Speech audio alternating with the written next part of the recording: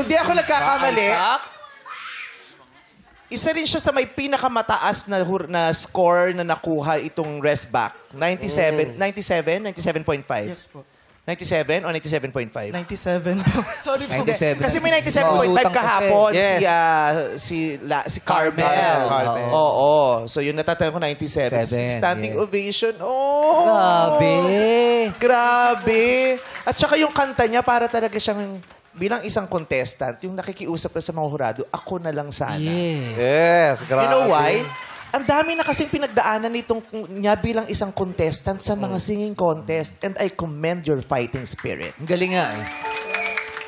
Sa mga mahilig manood ng mga singing contest dito sa Pilipinas sa TV, I'm sure napanood nyo na siya maraming beses. Ano-ano na yung mga nasalihan mo dati? Tawag na tanghalan po ako first time, 2018.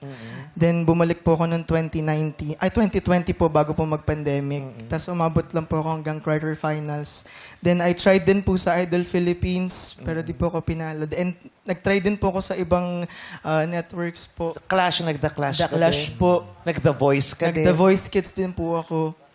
So, ayun po. Dami pala. Hindi tumigil. Ang Hindi dami niyang tumigil. sinubukan. Correct. Hindi niya man nasusungkit yung pinakaginto, pero ginintuan talaga yung puso mo at yung fighting spirit mo. Hindi siya Tama hindi yan. siya nalalaos, Hindi sumusuko. hindi naluluma, hindi nauubos. 'Di ba?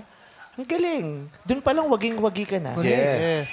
Yung spirito mo napakamakapangyarihan dahil hindi ka niya pinahihinto. At ngayon, 'di ba? Standing ovation from the judges. How did it feel?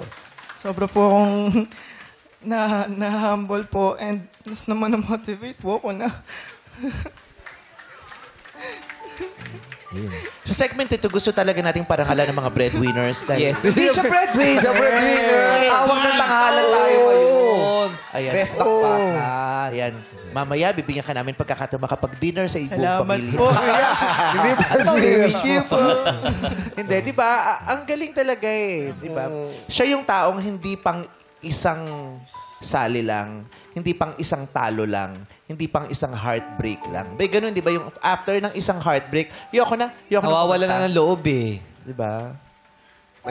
Pero paano yun? Saan ka kumukuha ng lakas ng loob para hindi ka mapagod sa mga pinagdaanan mo? Iniisip ko lang po kung para saan po yung ginagawa ko pong pagsali and it's for my family po and para rin po sa pag-aaral ko po. Kasi self-support po ako. Sabi sa'yo, Breadwinner. Breadwinner nga. Sali natin yan. Self-support po ako. Simula po nag-college po ako po yung nag-finance for my tuition fee kahit na minsan ang hirap kasi gusto ko po mag-aral talaga and gusto ko pong i-pursue tong singing kasi sobrang pangarap ko po to since bata po ako. Yeah, grabe, no? sana naririnig ka ng lahat ng mga mag-aaral. Yes. Kasi hindi lahat katulad nila na may pribilehiyo na may magulang na magpapaaral, 'di ba? May mga estudyanteng katulad niya na kailangan nilang gumawa ng paraan para matustusan yung sarili nilang pag-aaral, 'di ba? Dahil kung hindi, wala. May batang hirap na hirap para makapag-aral. Si Isaac 'yon.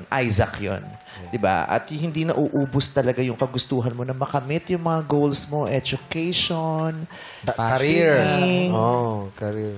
Ang galing. Huwag kang mapapagod. May God bless you. Ba't ako naiiyak sa'yo? Sana ipagpalain ka, hindi ka magkasakit. Makakuha ka ng maraming inspirasyon araw-araw. Dahil mahirap man, pero yan ang bubuhay sa'yo. Inspirasyon at pag-asa. At balang araw, gusto kong makitang magtagumpay ka. Gusto kong makita. Dahil ngayon pa lang, pumapalakpak ako at sumusuporta sa'yo. Hangad kong magtagumpay. Ano ba ito? Bakit parang kapatid kita? Para kitang anak. Diba? Gusto nating magtagumpay ang bawat isa. Naman. Alay mo, ikaw Lalo next na Sofronio. Yes. Ganyan din. Ang Lalo dami na ito pinagdaanan nun eh. na hindi sumusuko. At lumalaban ng patas para ipagpatuloy yung karir niya, yung pag-aaral niya.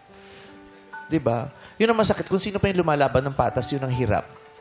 Totoo yun. Action star ba yung co-host ko? Grabe yung mga... Ganun lang ang mga reaksyon niya. Mga one word, one line lang yun. Grabe no. Kung sino yung lumalaban ng mga patas, yun ang hirap. Totoo yun. Totoo yun. Hindi, be, para bilib. Alam ba, gusto mo? Naka-letter kasi si Kuya Gusto mo Bong. mangyari. Kunin niyo kasi Jerry Crabal pag-absent siya. Grabe yung mga support mong sa akin. Mga one-liner lang. Imbis na sundan ko, yung matatakot pa ako. Tol, parang bubunutan ako. Totoo yun, parang bubunutan ako eh. Pero niniwala ako sa'yo. Dahil totoo yun. Hindi, di ba? Kasi kahit kayo di ba? Naranasan nyo yan. Kahit Yes. si Ryan Bang. Oo, ilang- Naranasan mo yun yung hirap na, nagdadalawang isip na kung tutuloy pa, pero Yes. di. Diretso ko to. Correct. Hindi nag-give up. And look at them now. Ako si Ryan, self-support din to eh. Self-support? Oo, self-support. di ba? Oo, mag-isa lang kasi dito yan. Mag-isa lang talaga dito yan eh. Siya lang talaga. Hindi sumusuko. Support pa rin. Kaya nga, di ba, supportive tayo sa kanya. Yeah. Kasi kayo yung pamilya ko dito. Oo, eh. siya na mag-isa rito sa Pilipinas. Kaya, ikaw din may pamilya ka, kaya hindi ka sumusuko. Parehas tayo. Are you proud of yourself? Opo. So, You should be. You should be. Napakaraming dahilan para maging proud ka sa sarili mo. Ako nga, hindi kita kilala. Pareho lang tayo ng school. Proud na ako sa'yo. Oh.